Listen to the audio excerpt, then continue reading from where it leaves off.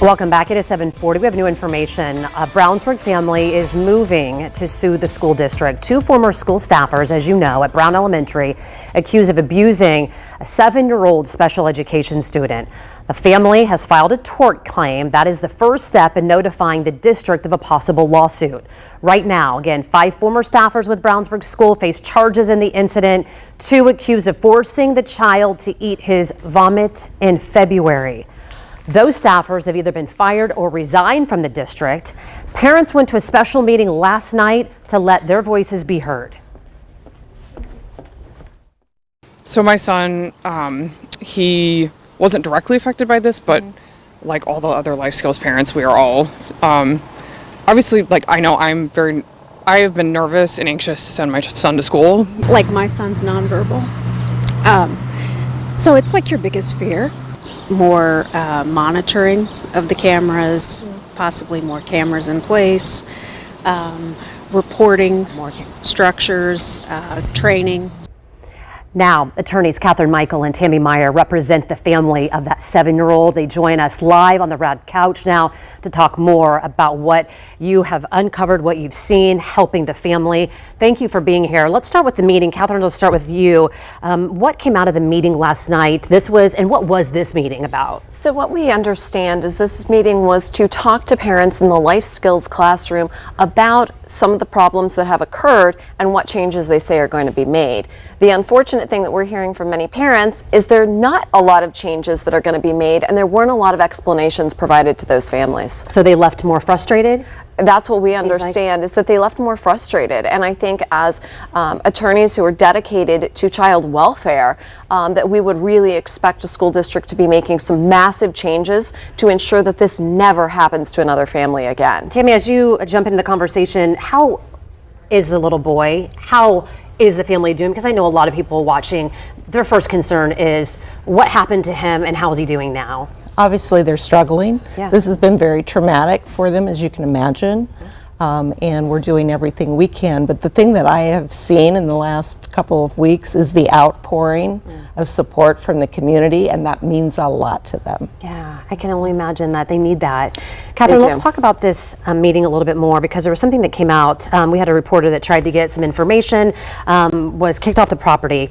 But we heard parents talk about something that some didn't know about, and that was a room, a type of a seclusion room, if I'm saying it right. What do you know about that? And did the parents even know that this was happening? What did they use this room for? Well, we're only beginning to hear this. And the information that we've gotten is that many parents were unaware that their children were being secluded at school or were being placed in an isolation room.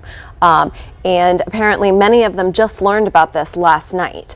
And so we have very little information. I mean, we are getting information just along with the parents, and you know what was provided to them last night. Did they describe at all what the isolation room looked like, or has anybody told them when is this room used? One parent who contacted us basically just said it's a room that has no windows, that she not know if her child was ever even placed there, but has concerns that he may have been. Tammy, I'm guessing too that this is a reason why you first file the tort to let them know that there is the potential for a lawsuit coming. This is one of the only ways perhaps to find out if there is video, to get information, to be able to interview people to get information. Is that part of this? Yeah, we'll do that through the discovery process, and hopefully there will still be video at that time. There should be, but we'll see through the discovery process what we can learn. Right now it's really difficult because there's still an ongoing police investigation. So when that investigation is still ongoing, it's hard to get information.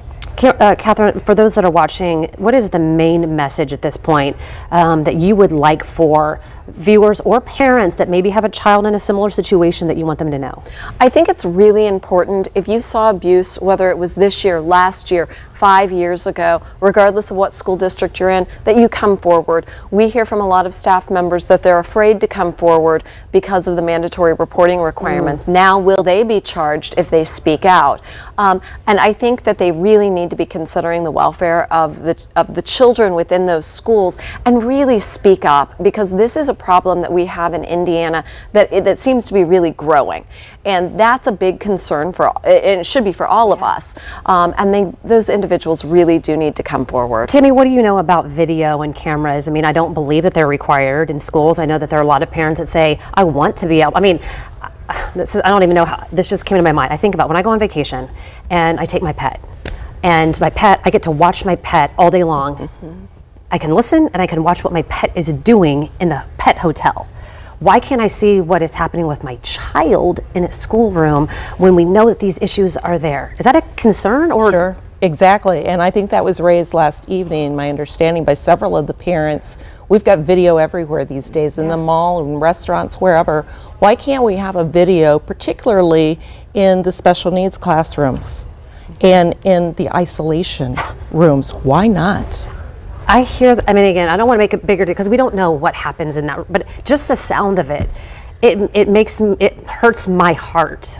I think it's the fact that it is all shadowed in darkness, right? Parents don't know what's happening in these rooms. They've never been privy to any sort of video. And when we do get videos, some of what is revealed, as we've talked about on this show, is the problem that what we're seeing on those videos.